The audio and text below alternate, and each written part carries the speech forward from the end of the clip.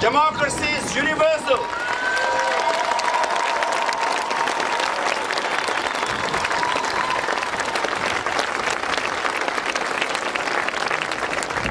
So Tibet, the issue of Tibet and Tibetan people is also not impossible. In fact, it's possible. Why? Because a few months ago, Aung San Suu Kyi was in house arrest.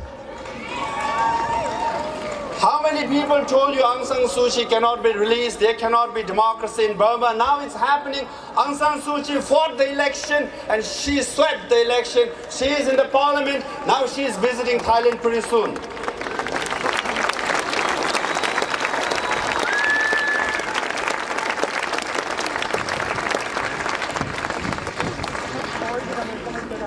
I'm not old. I'm pretty young, but old enough to remember all these historical facts happened right in front of our eyes. And still, how can we say Tibetans will not have their freedom? How can we say His Holiness the Dalai Lama cannot return to Tibet? He will, because these are the cries of the Tibetans who are self-immolating, who are setting themselves on fire. They are saying, world, the international community, hear us. We are human beings like you. You have fundamental human rights. You have basic democracy in your country. What we want is what you have. Please treat us equally like you. These cries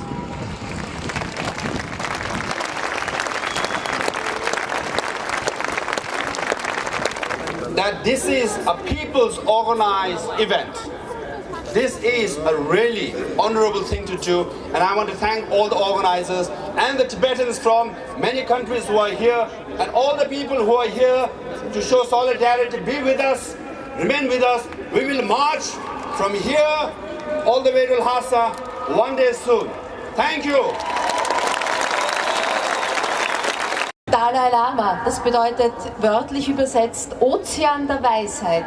Es ist aber nicht nur seine Weisheit, es ist seine Spiritualität und auch sein Humor, der immer wieder die Menschen so sehr anzieht. So wurde in einem Artikel von einem Journalisten, wie ich meine, der sehr schöne Satz beschrieben: Es ist das Lachen eines Mannes, der sich nicht fürchtet.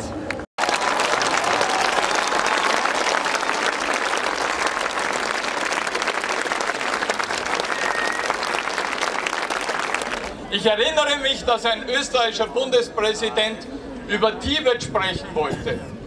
Und der chinesische Ministerpräsident hat gesagt, Herr Bundespräsident, bringen Sie das schnell hinter sich, damit wir endlich über Vernünftiges reden können. Viertens, seit 33 Jahren kenne ich seine Heiligkeit, den Dalai Lama.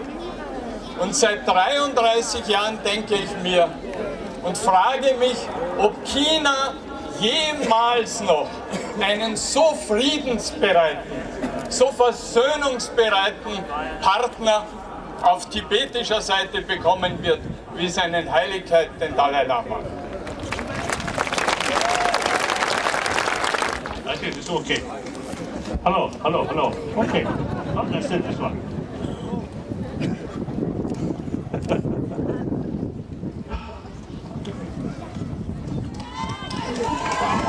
Thank you.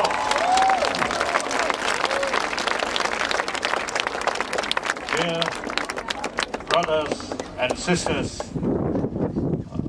I'm extremely happy to see here you large number of people gathered here and to show solidarity with us. So thank you very much. 너를 위해다 미리지 차대요래. 화관을 둬야 별 미리를 소수 깨서 마세베 이기가래.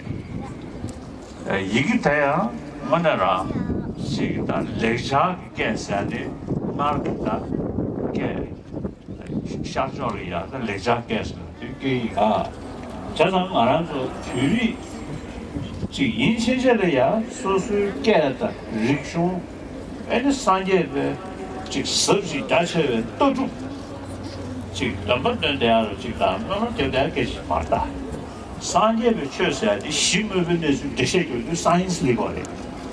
랑근 낭샤샤이도서는 떠도 성수시리게 하래. 아니 레뷰 낭샤샤, 사태 말아서 나오자야 돼.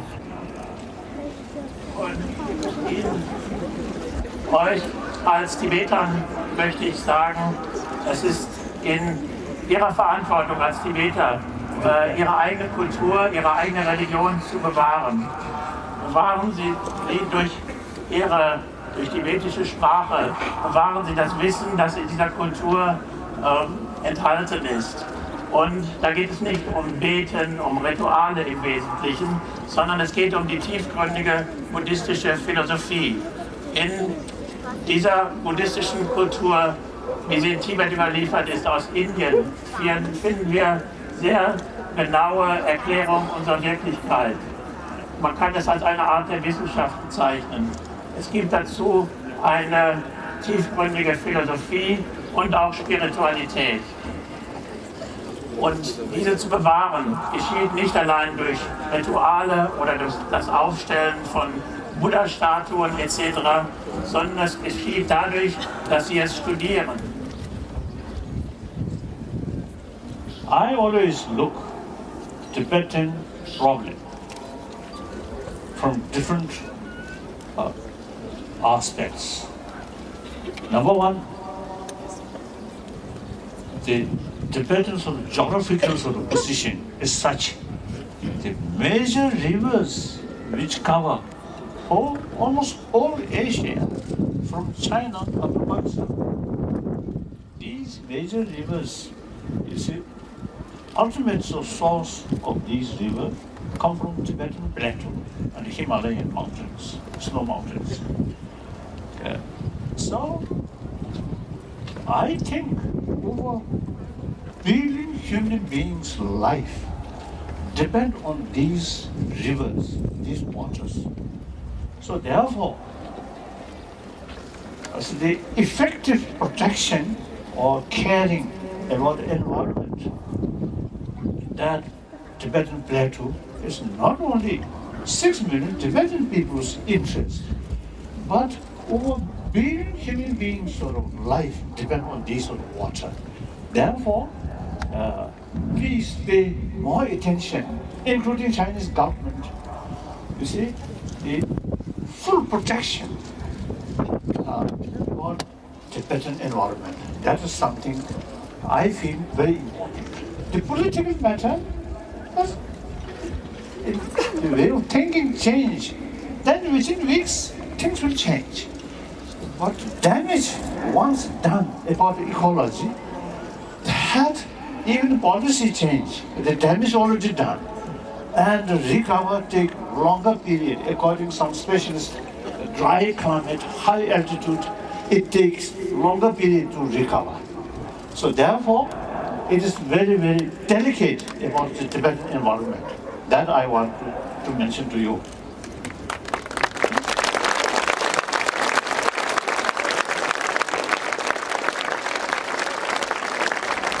So I always say, make example, I think at least last 4 centuries, Tibetan Muslims there. Religiously, they are followers of Islam, not Buddhism. But their way of life, very much in the spirit of Buddhist culture. So therefore, Buddhist culture, usually I describe culture of peace, culture of non-violence, culture of compassion. So that kind of way of life is not only Tibetan interest, but actually interest, I think, the whole world. The world, so much crisis, violence, and cheating, bullying, exploiting. As a result, huge gap, rich and poor, and then a lot of corruptions, a lot of hypocrisy. These are the source of problems we human beings facing all over the world. So, Tibetan Buddhist culture culture of peace, culture of non-violence, culture of honest, truthful. Of course, that does not mean every Tibetan are honest. But overall, Tibetan, you see, since childhood, our sort of habit, our sort of way of life is more compassionate, peaceful. So therefore, preservation of that kind of Buddhist culture, culture of peace, culture of compassion, I think really worthwhile to preserve. So, millions of Chinese, particularly Chinese Buddhists, they already showing interest about Tibetan Buddhism and Buddhist culture. So, you now here, please, whatever way, try to help preservation of Buddhist culture. And for that, again, they damage or degenerate Tibetan Buddhist culture, not due to Tibetan themselves sort of not much interest or careless, but different sort of political situation. So therefore, firstly, we are carrying this stock mainly for preservation of our culture and environment and our basic right. So detailed thing, our elected political leadership already mentioned. So now I'm old person retired from political responsibility. So it is not my now duty. Anyway, because of that kind of culture, we strictly following non-violent principle.